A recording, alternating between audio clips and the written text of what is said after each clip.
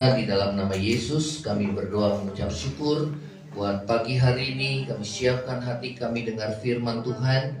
Biar firman Tuhan menumbuhkan iman percaya kami kepada Tuhan, semakin mendewasakan iman kami dan kasih kami kepada Tuhan dan juga kepada sesama kami, ya Tuhan.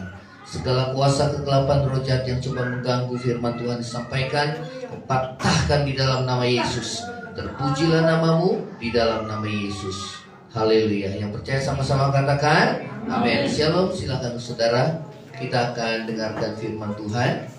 Ya saudara, temanya saat ini adalah pemeliharaan Tuhan di masa sulit. Ya saudara, kita tahu bahwa ya Tuhan ingin menyampaikan firman Tuhan ini untuk mempersiapkan jemaat Tuhan di masa-masa sukar dan sulit. Ya, kita nggak perlu takut ya saudara, namun kita hanya bagian kita melakukan apa yang Tuhan mau dalam hidup kita, ya. Nah, saudara dan saya, kita akan mendengarkan firman Tuhan. Saudara, kita akan membaca di dalam Lukas pasal yang ke-21. Lukas pasal yang ke-21, ayat yang pertama dan yang keempat, ya. Lukas pasal yang ke-21, ayat yang pertama sampai yang keempat. Ya, saya akan bacakan. Persembahan seorang janda miskin, ya saudara. Ketika Yesus mengangkat mukanya, ia melihat orang-orang kaya memasukkan persembahan mereka ke dalam peti persembahan.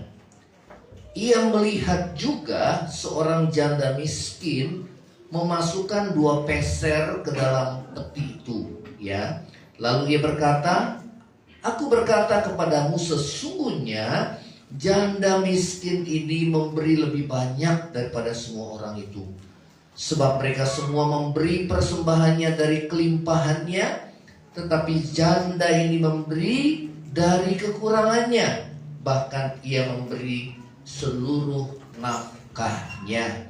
Ya saudara, pada satu hari Tuhan saudara memperhatikan orang-orang yang memberi persembahan di bait Allah, ya.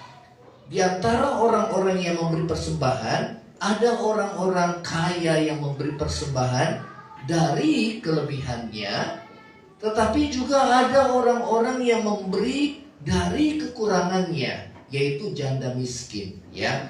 Jadi ada 2 tipe orang, saudara, yang memberi dari kelebihannya, ya. Yang kedua adalah seorang yang memberi dari kekurangannya. Dan Tuhan katakan bahwa janda miskin ini yang memberi dari kekurangannya, dia memberi lebih banyak daripada orang-orang kaya yang memberi dari kelebihannya, ya. Nah, saudara yang terkasih, firman ini juga diajarkan bagi saudara dan saya, seperti Yesus mengajarkan kepada para murid Yesus pada waktu itu, ya. Saudara, kadang kita berpikir kenapa Tuhan, ya saudara, membiarkan wanita janda itu memberi persembahan di bait Allah. Padahal Tuhan tahu bahwa saudara, hanya itu uang yang dimiliki oleh seorang janda, ya. Saudara, mata uang peser itu adalah mata uang terkecil, saudara, pada waktu itu, ya. Saudara, itu mata uang yang paling kecil, ya. Nah, saudara yang terkasih, kenapa Tuhan izinkan wanita atau janda itu memberi persembahan? Padahal dikatakan firman Tuhan, saudara, ia memberi 2 peser yang paling kecil dari mata uang itu. Dan dikatakan bahkan dia memberi seluruh nafkahnya, ya. Harusnya dia mendapatkan saudara sesuatu, tapi dia memberi sesuatu, saudara, ya, dari kekurangannya, ya. Saudara, di sini kita belajar bagaimana Tuhan mengajar saudara dan saya. Saudara, terkadang kita memberi dalam kekurangan, tetapi tidak pernah kekurangan. Yang percaya sama-sama katakan amin. Ya, firman Tuhan katakan ada orang yang menabur harta tetapi dia tidak kekurangan, tetapi ada orang yang menghemat luar biasa tapi dia kekurangan. Nah, itulah saudara sistem daripada ekonomi daripada Tuhan, ya. Karena itu saudara terkasih, kita akan belajar di sini bahwa saudara, apapun juga yang kita perbuat kita lakukan dengan segenap hati. Katakan sama-sama, dengan segenap hati. Seperti untuk Tuhan dan bukan untuk manusia. Ya, saudara, mengapa janda miskin ini dapat memberi walau ia berada dalam kekurangan? Ya, saudara, karena dia memiliki kemurahan hati. Katakan sama-sama, memiliki kemurahan hati. Ya, kita akan baca lagi dalam 2 Korintus. Ya, pasal yang ke-8, ya. Maaf, 2 Korintus. Oh ya, 8 benar. 2 Korintus 8. Saudara, ini ada jemaat Makedonia. Jemaat-jemaat Makedonia itu adalah jemaat-jemaat Filipi, ya, jemaat-jemaat Tesalonika. Ya, boleh di depan ada yang kosong masih di depan. Ada 2 yang kosong. Ya, oke. Ya.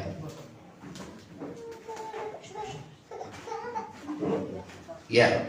Saudara, jemaat di Makedonia adalah jemaat di kota Filipi, jemaat di Tesalonika, dan jemaat di Berea.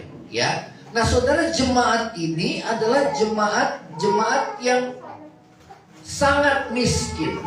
Ya, jemaat yang sangat miskin. Coba kita akan membaca dalam 2 Korintus pasal yang ke-12. 2 Korintus pasal yang ke-12 kita akan membaca di sini. Saudara, ya, bagaimana 2 Korintus 8, maaf ya, 2 Korintus 8. Bagaimana kasih karunia yang dianugerahkan Allah kepada jemaat di Makedonia, ya. Saudara, apakah kasih karunia yang dikaruniakan Allah kepada jemaat di Makedonia, ya? Di ayat yang pertama, kita akan baca sama-sama ayat yang pertama dan kedua. Kita baca sama-sama dengan keras. 2, 3. Saudara-saudara, kami hendak memberitahukan kepada kamu tentang kasih karunia yang dianugerahkan kepada jemaat di Makedonia. Apa itu kasih karunia yang dikaruniakan Allah kepada jemaat-jemaat di Makedonia? Jemaat di kota Filipi, jemaat di kota Tesalonika, dan jemaat di kota Berea, ya. Apa kasih karunia yang dianugerahkan Allah kepada jemaat di Makedonia? Ayat yang kedua kita baca sama-sama. Ayat yang kedua yang keras, 2, 3. Selagi dicobai dengan berat dalam berbagai penderitaan, sukacita mereka apa? Wah, itu kasih karunia. Selagi saudara dicobai dengan berat, namun saudara, firman Tuhan katakan sukacita mereka meluap. Ya, saudara, itu kasih karunia Tuhan. Banyak orang, saudara, tidak bisa bersukacita oleh karena apa? Mengalami banyak penderitaan, mengalami banyak pencobaan. Dikatakan selagi dicobai dengan berat, sukacita mereka apa? Meluap. Yang kedua, kasih karunianya apa, saudara? Yang kedua, dan meskipun kita baca sama-sama 2, 3. Dan meskipun mereka apa? Sangat miskin, namun mereka kaya dalam kemurahan. Saudara, itu kasih karunia Tuhan.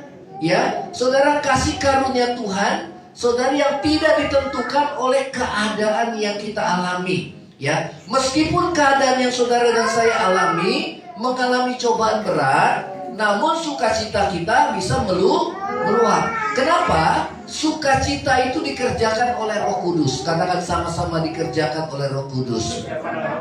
Itu adalah pekerjaan Roh Kudus yang ada dalam hati saudara dan saya. Ya, itu adalah pekerjaan Roh Kudus.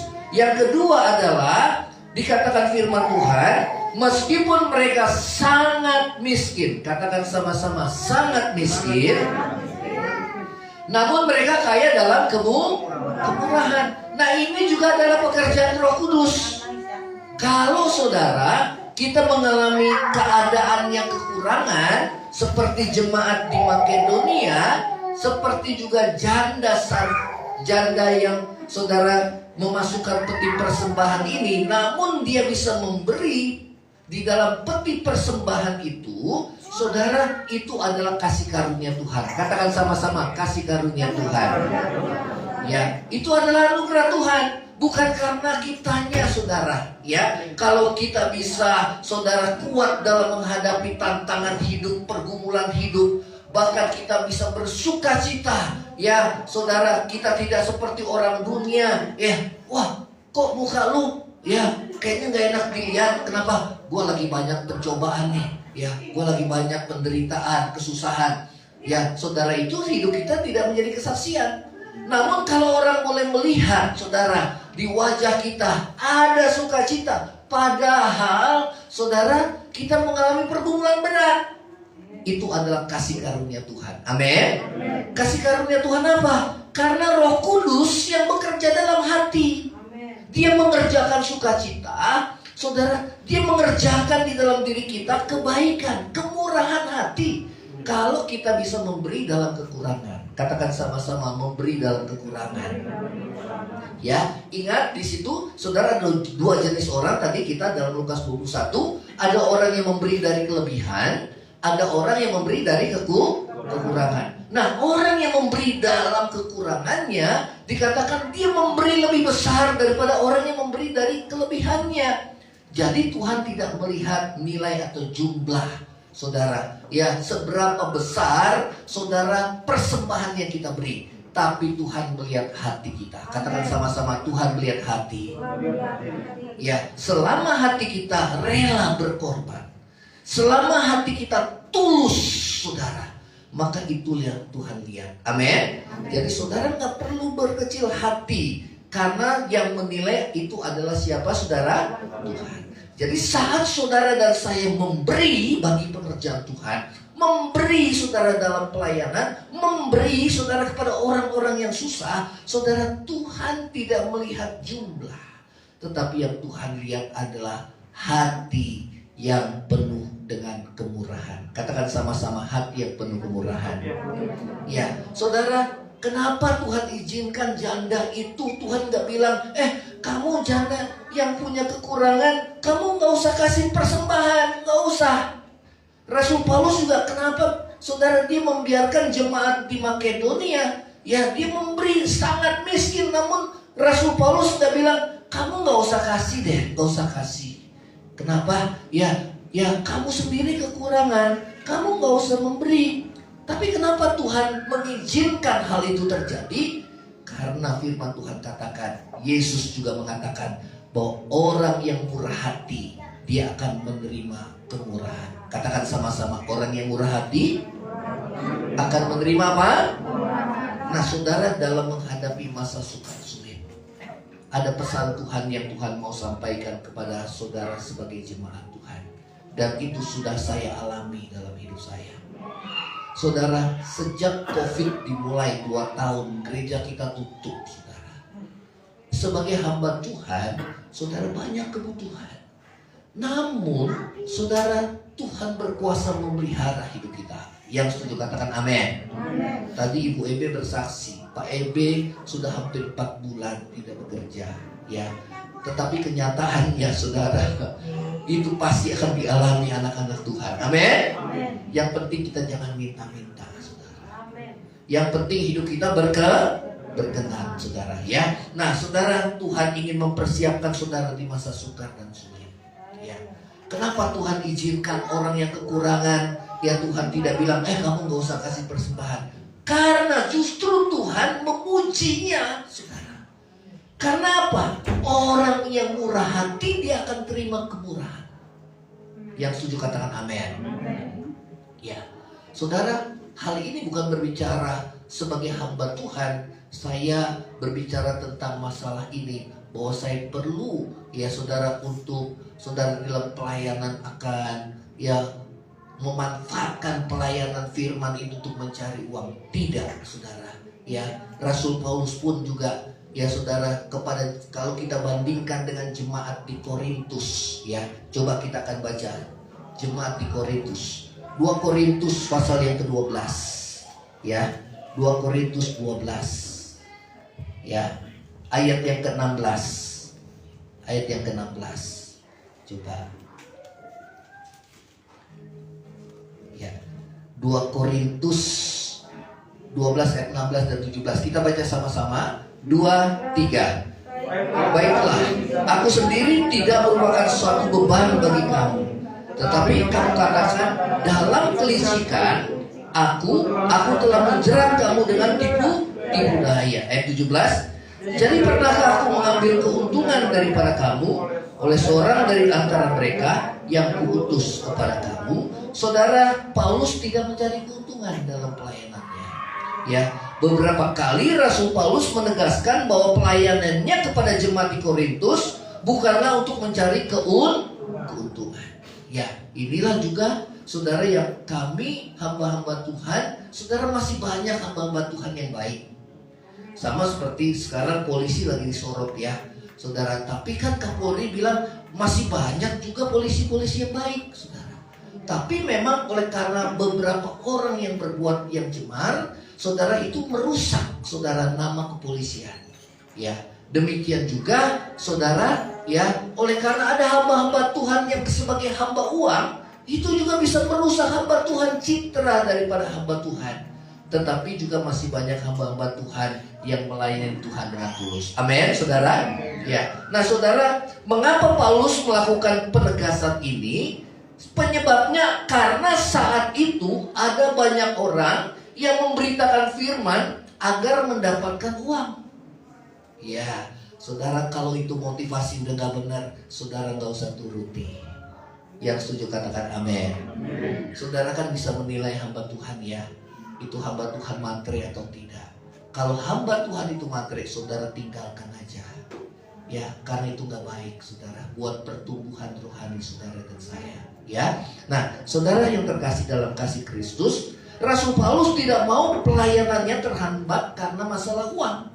Oleh karena itu dia tidak mau menerima uang dari jemaat Korintus. Padahal jemaat di Korintus lebih baik ekonominya daripada jemaat di Makedonia. Luar biasa ya saudara ya. Kenapa?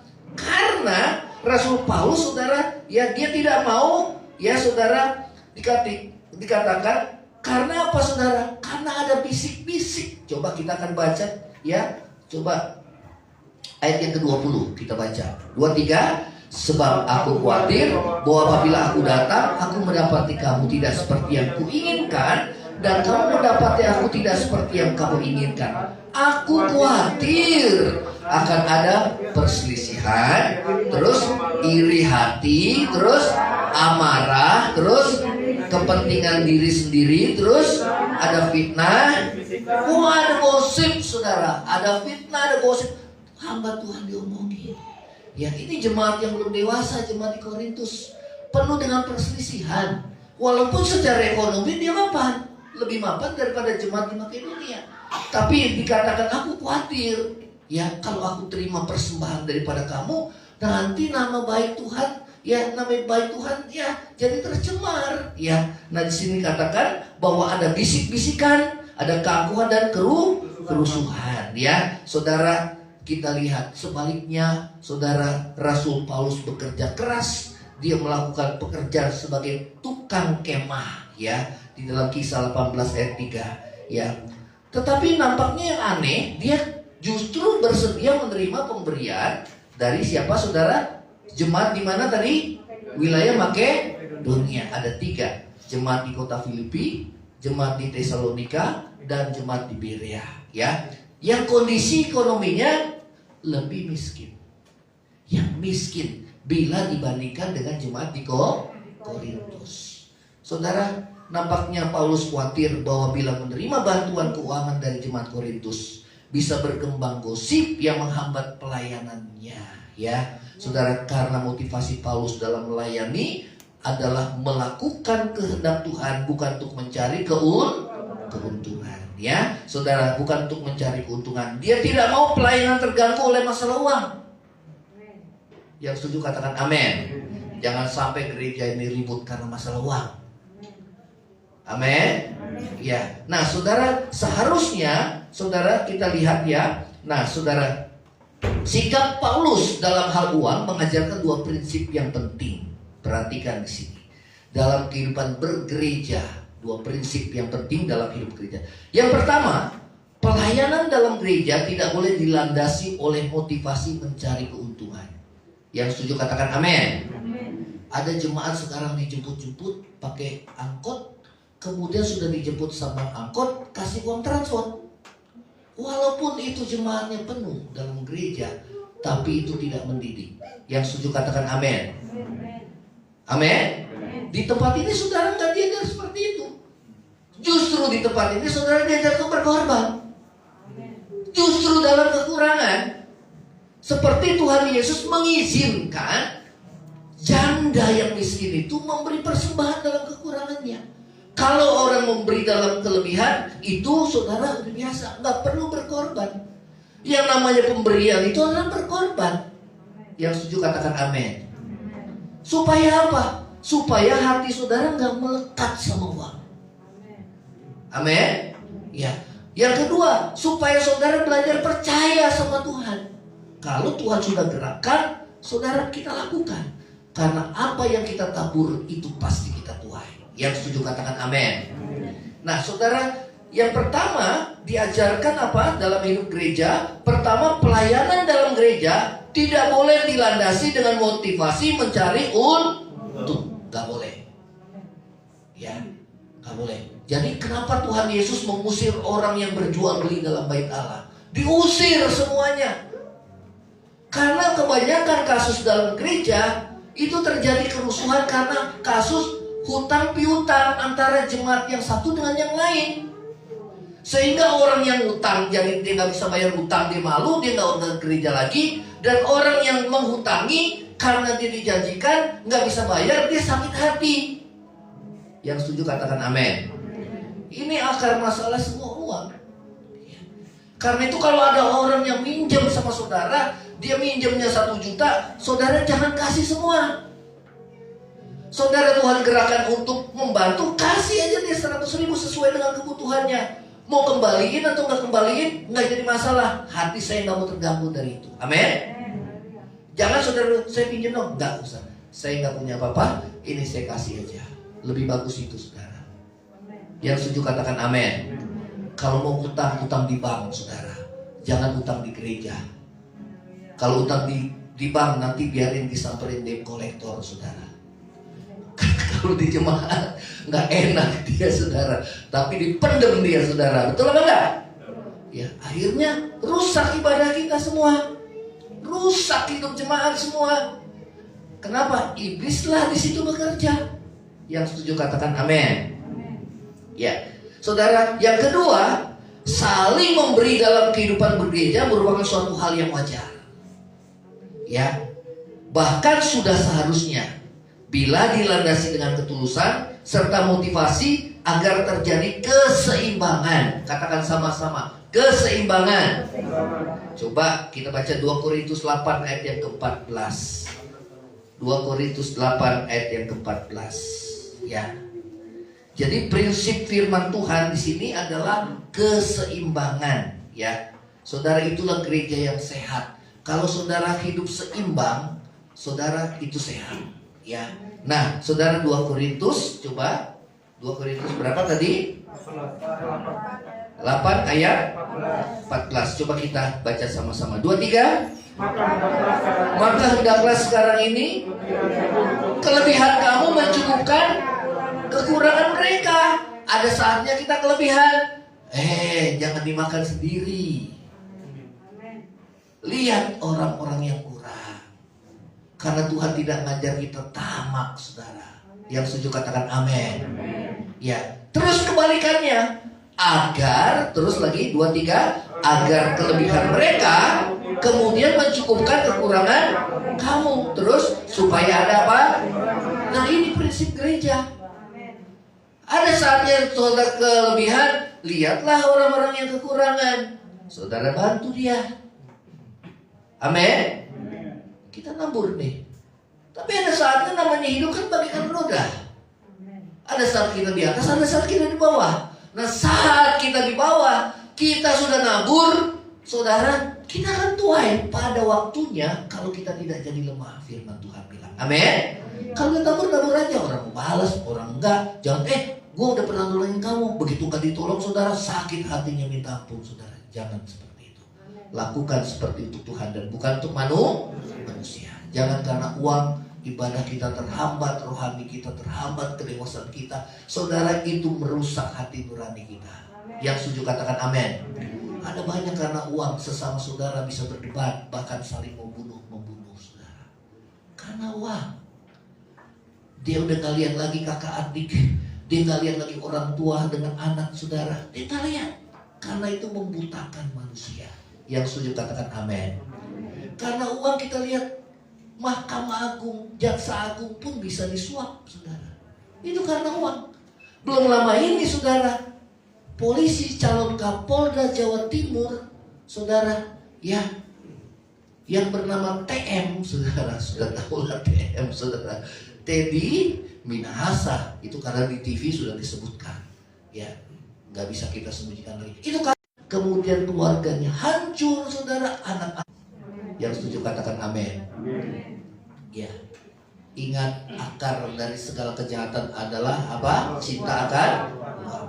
Saudara nggak perlu kejar kekayaan. Oh, saya mesti kaya, saya mesti kaya. Saudara nanti jadi tamak.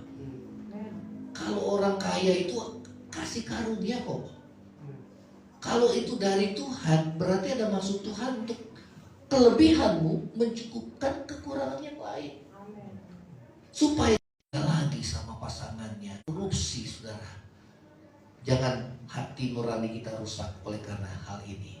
Yang setuju katakan amin. Ya. Yang setuju katakan amin. Ya. Yonatan. Jadi Saul punya anak Yonatan. Yonatan itu bersahabat dengan Daud. Ya. Pada saat Yonatan saudara dia meninggal, saudara kemudian Daud panggil panglimanya. Siapa di antara yang kamu kenal yang anak-anak daripada anak Yonatan? Oh ada, dia lumpuh. Ya, coba panggil dia. Apalagi nanti kita saudara ke depan di tiap-tiap rumah ada ibadah, kita bisa lebih semakin dekat satu dengan yang lain. Karena gereja adalah keluarga. Katakan sama-sama, gereja adalah keluarga. Ya, saudara yang sudah pernah menabur di tempat ini, baik untuk sewa gedung, baik untuk perbaikan musik, saudara, yang belum lama musik kita sudah rusak kemarin, baik untuk menabur dengan segala yang Tuhan gerakkan, ya saudara, menabur, ya, percayalah apabila sudah datang waktunya kita akan menuai, bila kita tidak menjadi lemah. Amin. Semua bergantung dari iman kita. Saudara, pengalaman kami sebagai suami istri dan anak-anak, saudara, pemeliharaan Tuhan luar biasa. Ya, anak saya kuliah 2, nanti sebentar tahun depan ada yang kuliah lagi, berarti 3, saudara. Yang anak pertama kuliah melanjutkan S2, ya. Anak yang kedua S1 sudah mau lulus, nanti maju lagi, saudara. Dan mereka, saudara, Tuhan buka jalan untuk mendapatkan uang sendiri masing-masing, mendanai kuliahnya masing-masing, saudara. Yang tua, yang sulung jadi berkat buat adik-adiknya. Kemudian adik-adik, saya bilang semua harus bersama, keluarga harus bersama, susah senang bersama. Kalau di luar bawa makanan, makanan buat keluarga, saudara, semua bersama, kita latih semua. Saudara, kalau saya sudah menang dalam keluarga di dalam, saya juga mesti menangkan semua di dalam keluarga besar, yaitu gereja. Amin. Karena gereja itu juga adalah keluarga. Saya bilang, kita yang dulu jadi contoh, memang gak gampang. Anak-anak hamba Tuhan tuh gak gampang, tekanannya berat. Tetapi kasih karunia Tuhan lebih besar, saudara, buat mereka. Amin. Saya bilang, Tuhan, saya akan gagal kalau saya gak perhatikan anak-anak kami. Ya, jangan sampai pergaulan bebas, hidup bebas, hati jauh daripada Tuhan. Saya nggak mau kayak gitu. Keberhasilan bukan ditentukan dari banyaknya jemaat atau gedung gereja yang besar, tapi keberhasilan ditentukan bagaimana kita menggembalakan keluarga kita masing-masing. Yang setuju katakan amin. Kalaupun ada di antara satu orang keluarga kita yang jadi duri dalam daging, itu menempa kita supaya kita dekat dengan Tuhan. Yang setuju katakan amin. Ya, memang ada dalam keluarga kami, tapi itu membuat kami lebih sungguh-sungguh. Ya, karena apa? Karena memang semua seizin Tuhan kok. supaya kita betul-betul ngandelin Tuhan. Hidup kan nggak berjalan mulus, betul apa enggak saudara? Ya, tapi kita andalkan Tuhan. Ya. Mesbah keluarga, sesibuk-sibuknya mereka bertiga, mesbah keluarga harus ada, walaupun malam tidak apa-apa, sama-sama mesbah keluarga. Amin. Karena itu jadi kesatuan roh, itu kesatuan yang paling dalam.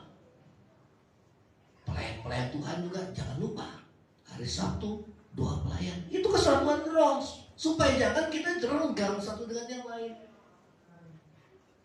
Karena yang paling disorot itu adalah pelayan Tuhan. Jadi contoh, apalagi kami sebagai gembala dan ibu gembala, jadi contoh. Katakan sama-sama, saya harus jadi contoh. Amin. Nah, saudara, firman Tuhan luar biasa.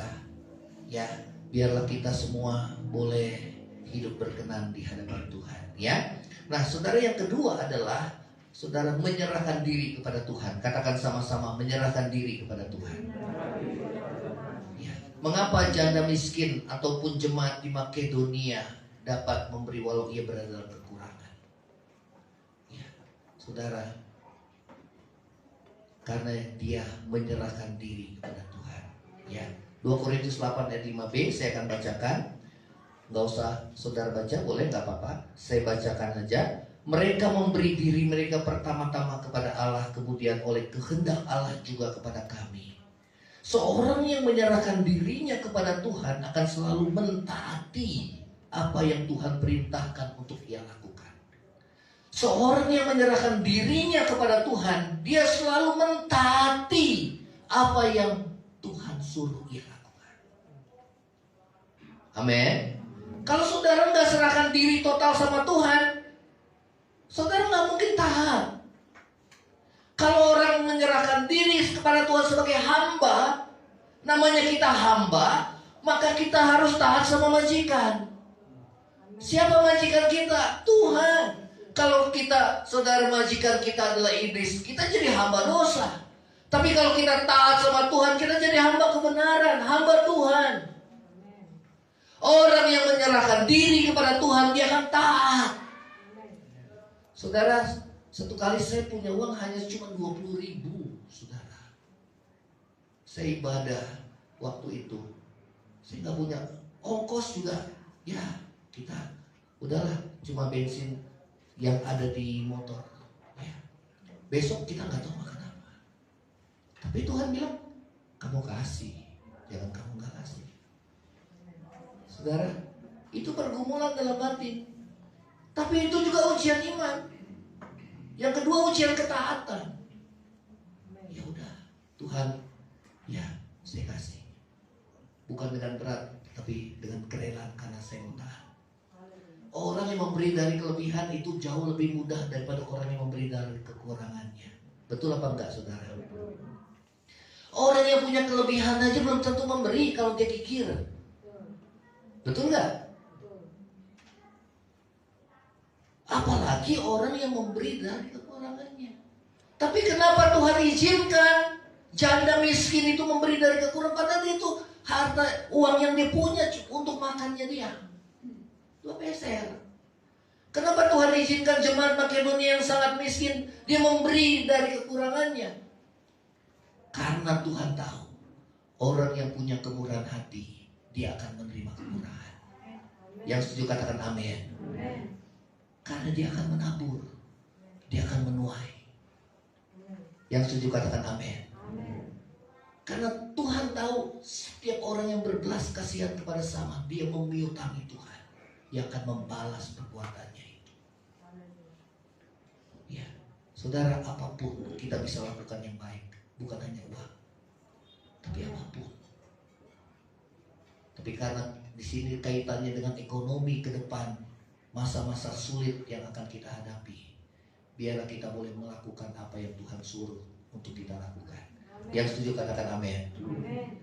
Saya heran ada 2 orang yang dimimpikan Tuhan, saudara, untuk memberi kepada hamba Tuhan. Memang saat itu kami dalam kekurangan, tapi dimimpikan untuk memberi. Padahal orangnya baru kenal sekali ketemu, saudara. Saya bilang, wah ini ajaib. Tuhan bisa buka segala cara kok. Yang penting kita nggak ngandelin manusia. Yang setuju katakan sama-sama amin. Tidak mengandalkan manusia. Karena Tuhan bilang, Pak, terkutuklah orang yang mengandalkan manusia. Kalau saudara, pikiran saudara tertuju sama seseorang yang dia biasa tolong kita, maka satu waktu kita diizinkan Tuhan, orang yang biasa kita andalkan, dia kan nolong kita lagi. Bukan karena Tuhan jahat, tapi Tuhan sedang mendidik iman. Karena Tuhan bilang, terkutuklah orang mengandalkan manusia, yang menaruh percaya kepada manusia, yang hatinya jauh daripada Tuhan. Tapi yang ada dalam pikiran saudara, Tuhan bisa buka segala cara, pintu-pintu berkat untuk saudara dan saya di masa sukar dan sulit, saudara, dengan caranya Tuhan dan bukan dengan cara kita. Yang setuju katakan amin. Saya alami, saudara. Lewat, semua anak saya 2 lewat. Bahkan S1 mau lanjut S2. Nanti mau selesai yang yang kuliah nanti. Tahun depan ada yang kuliah lagi. Hamba Tuhan 3 anak kuliah, bekerja, bisa cari uang di masa sukar, di masa sulit. Tuhan pelihara. Tuhan pelihara. Ada saatnya anak saya mau berganti orang tuanya, tapi ada saatnya saya punya uang, saya berganti, nggak hitung-hitungan dengan anak saya. Ayo, saya ajarkan jangan hitung-hitungan, jangan hitung-hitungan. Yang setuju katakan amin. Gak boleh hitung-hitungan. Buat kerja Tuhan juga gak usah hitung-hitungan. Supaya apa? Hati kita bebas dari segala ikatan apapun. Yang setuju katakan amin. Kalau masih terikat, rusak rohani kita. Kalau masih terikat, rusak hubungan kita juga dengan sesama. Rusak semua. Tapi kalau nggak ada ikatan apapun, kita merdeka. Karena memang satu saat harta yang kita punya pun akan kita tinggalkan semuanya. Yang setuju katakan amin. Ya, yang sudah biasa hidup berkelimpahan, jangan kaget nanti saudara kekurangan. Paulus bilang, aku tahu apa itu kekurangan, aku tahu itu apa kelimpahan. Segala sesuatu gak ada yang rahasia bagiku, baik dalam hal kenyang ataupun dalam hal lapar. Kenapa Tuhan izinkan itu terjadi? Memang saat kita mengalami di bawah kekurangan, iman kita bisa tergoncang, saudara. Namun saudara, kita gak akan lama di sana. Kita akan bangkit, saudara. Katakan sama-sama, bangkit, saudara. Amin. Ya. Karena fokus kita mau lakukan aja apa yang Tuhan mau. Hidup berkenan di hadapan Tuhan, hidup benar di hadapan Tuhan, hidup kudus di hadapan Tuhan. Karena satu saat kita akan dipanggil oleh Tuhan. Yang paling utama, bawa hati kita cinta akan Tuhan, bukan cinta akan uang. Amin. Memang sulit cinta akan Tuhan karena Tuhan gak kelihatan. Kalau uang kan kelihatan. Wih, lihat yang merah-merah, saudara. Matanya langsung hijau, saudara. Ya kan? Waduh, di situ karakter kita akan dinilai. Karakter orang itu ditentukan dari uang, saudara. Betul apa enggak? Rusak kita kalau seperti itu. Ya. Nah, firman Tuhan mengingatkan kita supaya kita menjadi jemaat yang dewasa. Jemaat yang boleh dipersiapkan untuk masa yang sukar dan sulit. Yang setuju katakan amin. Ya. Nah, saudara, ya. Yang ketiga, kita belajar lagi dari janda. Ya, janda ini seorang yang lemah. Dia nggak bisa bergantung pada siapapun, hanya kepada Tuhan. Amin. 1 Raja-Raja 17 ayat 14. Ya, ini saudara, ini semuanya miskin loh, saudara. Semuanya miskin, semuanya kekurangan. Namun Tuhan pelihara di masa sukar. Amin. Amin. 1 Raja-Raja 17 ayat 14. Coba dibaca. 23. Sebab beginilah firman Tuhan Allah Israel, tepung dalam tempayan itu tidak akan habis, dan minyak dalam buli-buli itu pun tidak akan berkurang, sampai pada waktu Tuhan memberi hujan ke atas muka bumi, sampai masa krisis itu berakhir. Kalau ke depan masa krisis, Tuhan bilang tidak akan habis, tidak akan berkurang. Walaupun tepung cuma segenggam, sisa segenggam, dan minyak tinggal sedikit dalam buli-buli, tidak akan pernah habis. Saat janda Sarfat tersebut melakukan apa yang Tuhan perintahkan melalui Nabi Elia, yaitu memberi sepotong roti kepada hambanya lebih dahulu, baru setelah itu untuk dia dan anaknya, walau itu adalah makanan terakhir mereka, namun justru Tuhan pelihara kehidupan mereka. Siapa yang percaya di sini? Angkat tangan. Amin. Dahsyat loh. Kenapa ya Tuhan perintahkan Nabi Elia bukan sama orang kaya, orang yang kelebihan, untuk pelihara hamba itu dalam masa sukar dan masa krisis? Yang kedua, kenapa Tuhan tidak perintahkan kepada janda-janda di Israel?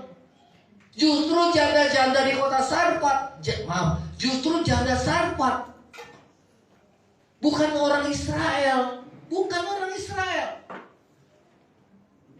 Janda di kota Sarfat,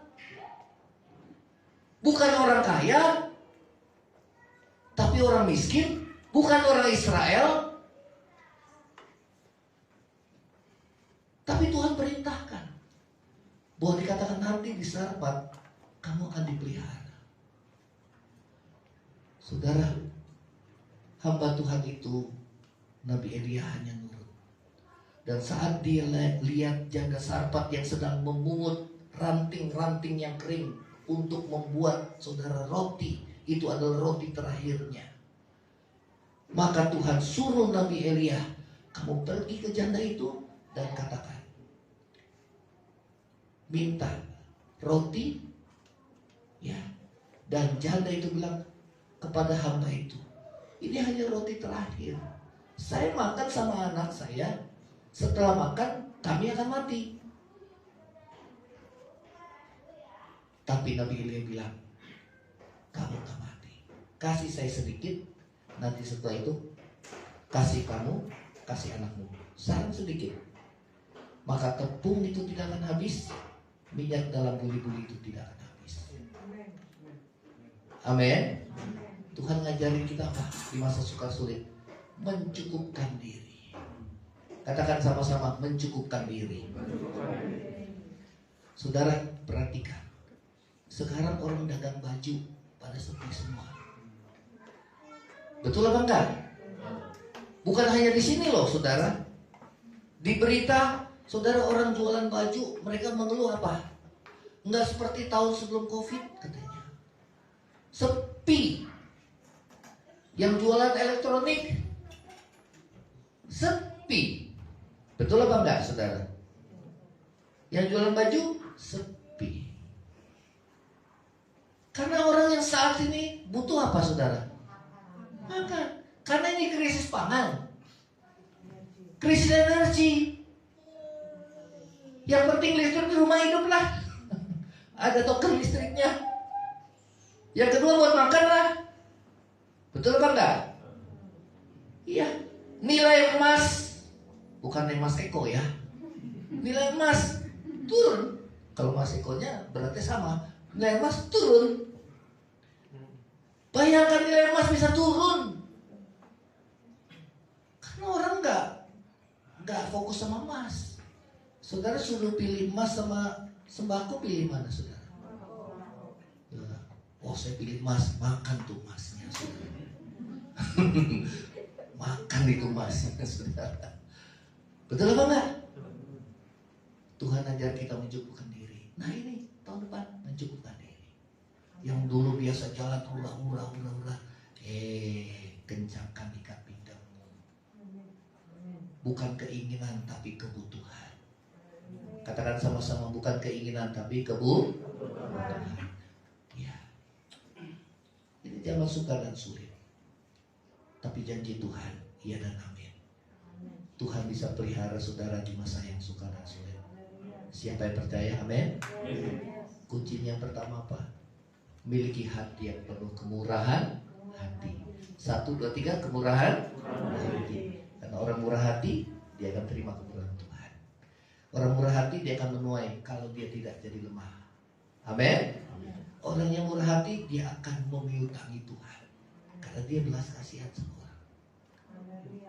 Kok orang yang kurang memberi orang yang kurang, dua-duanya Tuhan cukupkan? Nggak masuk di akal. Betul apa enggak? Kalau Tuhan masuk di akal, Tuhan kita kecil, saudara. Kalau saudara belajar matematika, minus ketemu minus lagi, jadi apa, saudara? Kok bisa gitu?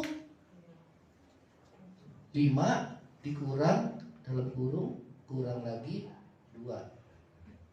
Berapa, saudara? 5 dikurang tanda kurung, kurang lagi minus 2. Jadi berapa, saudara? Ini matematikanya nggak lulus nih. 5 dikurang tanda kurung minus 2 sama dengan, pada takut semua, 7 dong, saudara.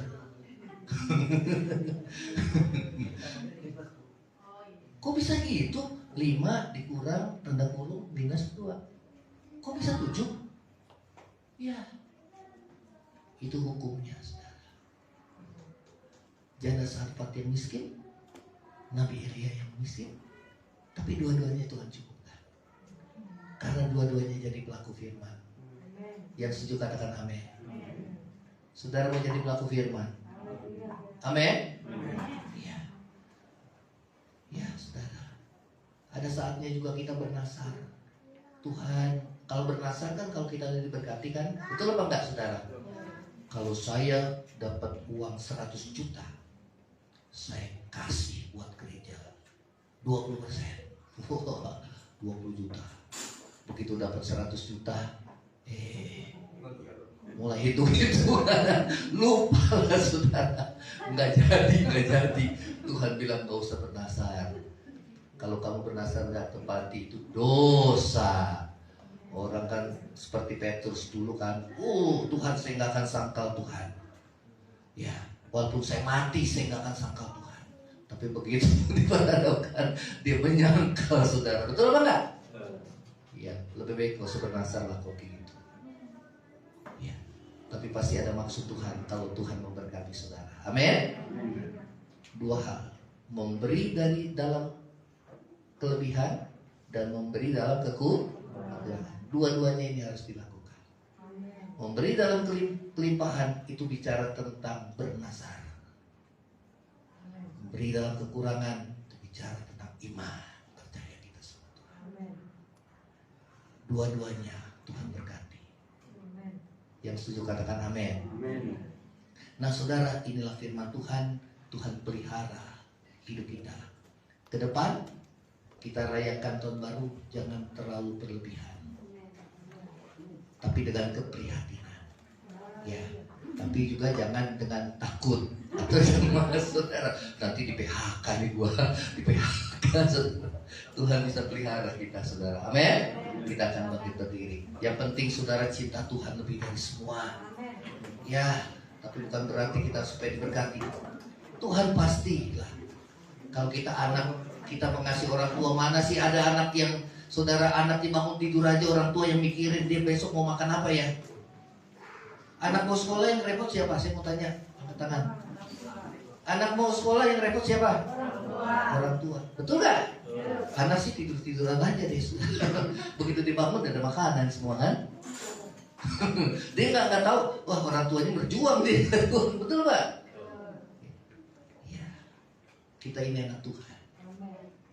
Yang penting anak itu harus menyukakan hati orang tuanya. Coba yang sebagai anak angkat tangan. Yang anak nih, yang anak. Ya, sukakan hati orang tuamu. Ya, orang tua kita yang paling di atas siapa? Tuhan Yesus. Kita akan bangkit berdiri.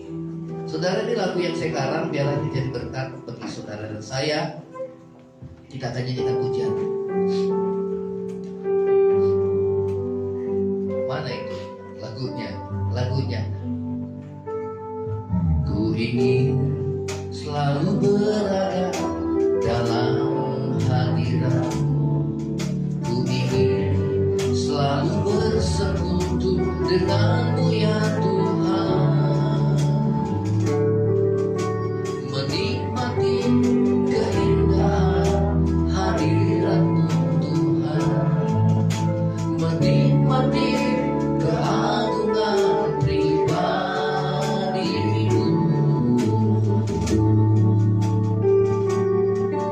Tiada yang lain yang ku ingin di bumi ini, hanya Kau Yesus permata hatiku.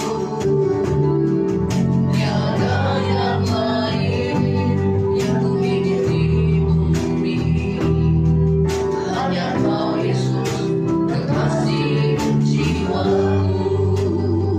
Kembali katakan, ku ingin selalu berada, ku ingin selalu berada dalam hadirat-Mu.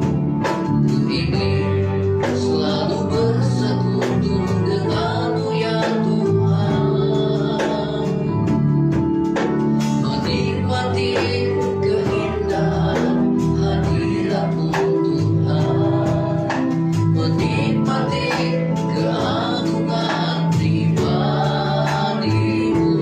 Katakan, tiada yang lain Tuhan, biarlah hati kita hanya melekat pada Tuhan.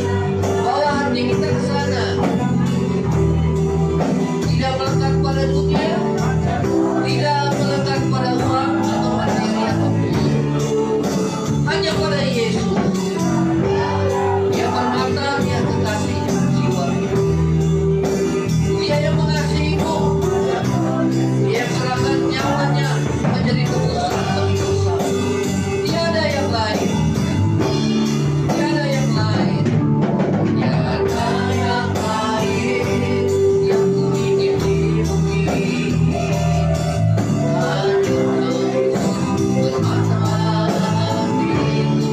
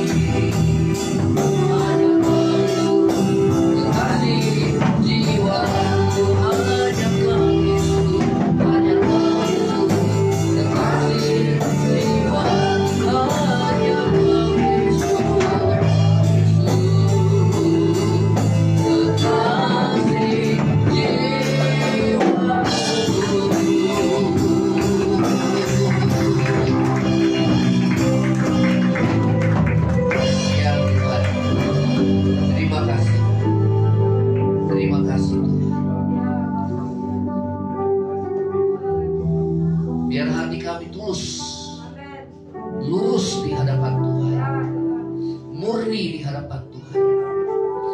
Biar hati kami melekat kepada-Mu ya Tuhan, sebagai sumber kehidupan, sebagai sumber berkat di dalam hidup kami, sumber keselamatan dalam hidup ini ya Tuhan. Terima kasih Tuhan Yesus. Biar kami menjadi jemaat yang dewasa, jemaat yang memiliki motivasi yang benar di hadapan Tuhan dalam mencari Tuhan, jemaat yang saling menolong satu dengan yang lain, supaya terjadi keseimbangan. Biarlah hati kami melekat hanya kepada Tuhan. Berkati setiap jemaat Tuhan yang bekerja, yang berusaha di masa sukar sulit ini. Biar kami mencukupkan diri kami dengan segala yang ada dalam diri kami. Kami percaya berkat yang sedikit pun bisa mencukupi kebutuhan kami. Bahkan yang sedikit pun kami bisa memberi karena kami sedang menabur ya Tuhan. Terima kasih Tuhan Yesus. Tepung dalam tempayan tidak akan pernah habis, dan minyak yang sedikit dalam uli-uli tidak akan pernah berkurang. Di masa sukar ke depan, kami percaya Tuhan berkuasa memelihara setiap kehidupan kami jemaat-Mu, asal kami mau melakukan apa yang menjadi kehendak-Mu dalam hidup kami. Terima kasih Bapa, di dalam nama Yesus. Tuhan berkati setiap persembahan kami, kuduskan sehingga persembahan ini Tuhan boleh dipakai Tuhan dalam pekerjaan Tuhan. Nama Tuhan dimuliakan. Terima kasih Tuhan. Saudara angkat hati menerima berkat Tuhan. Tuhan memberkati kau dan melindungi kau. Tuhan menghadapkan wajahnya kepada memberi kau kasih karunia. Tuhan menghadapkan wajahnya kepada memberi kau damai sejahtera. Kiranya kasih karunia dari Allah Bapa, cinta kasih yang kekal dari Tuhan kita Yesus Kristus, penghiburan, penyertaan, dan pertolongan Roh Kudus menyertai saudara dan saya mulai saat ini sampai Maranatha Tuhan Yesus datang pada kali yang kedua, bahkan sampai selama-lamanya. Yang percaya sama-sama katakan amin. Tuhan Yesus memberkati. Silakan duduk. Saudara bersyukur sama Tuhan, bersyukur untuk lawatan Tuhan pada pagi hari ini.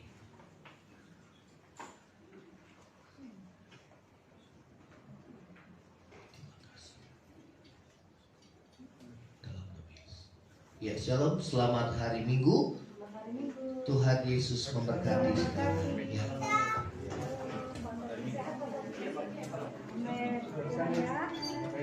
Hai Pak Lukas.